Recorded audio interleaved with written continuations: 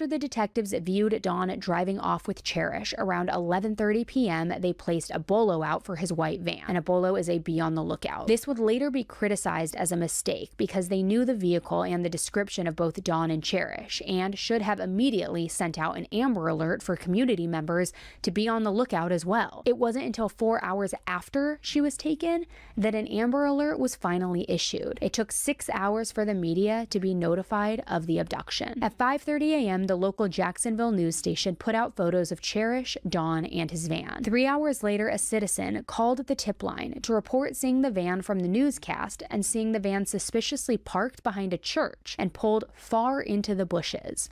Hi, we're calling about a suspicious van over here, a white van. It was parked behind some bushes really deep, and then we heard that it's not there anymore, but we don't know if he dumped anything because we heard a girl just got abducted from Walmart. Right. So we're not sure if that's the van, but the white van was pushed all the way to the back of the bushes this morning. Near some bushes?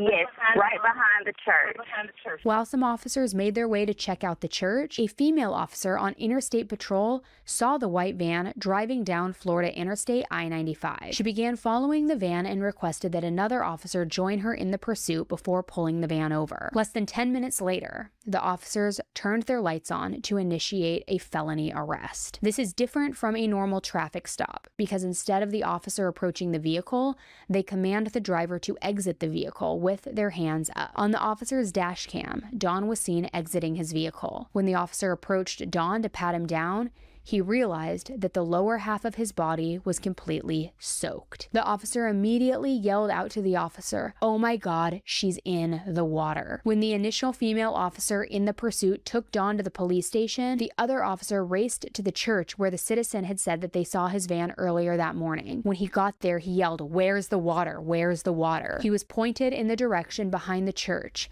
and started making his way with his canine through a marshy area with very tall grass. He noticed that the grass appeared to be pushed down, forming a trail that someone had clearly walked through. He saw the trail of tall grass ending at a fallen tree in about 7 inches of water. As he approached the tree, he could see long, flowy, brunette hair floating in the water, and a child in an orange dress pushed up against the tree, and she was weighed down with chunks of asphalt. The officer was overcome with emotion when he realized that his own little girl owned the exact same dress as the child in the water. They found Cherish Periwinkle, but it was too late. The officer waited there with her, knowing that there were probably alligators nearby, and he wanted to protect her from anything else that could harm her any further. He waited with Cherish until crime scene investigators arrived and took over the scene. In California, Billy, who was Cherish's biological dad, got a call that completely knocked him off his feet. He always had a feeling that Cherish wouldn't be safe unless she was with him, and now his worst nightmare had become a reality. She was supposed to arrive in California for her vacation with her dad that day, and instead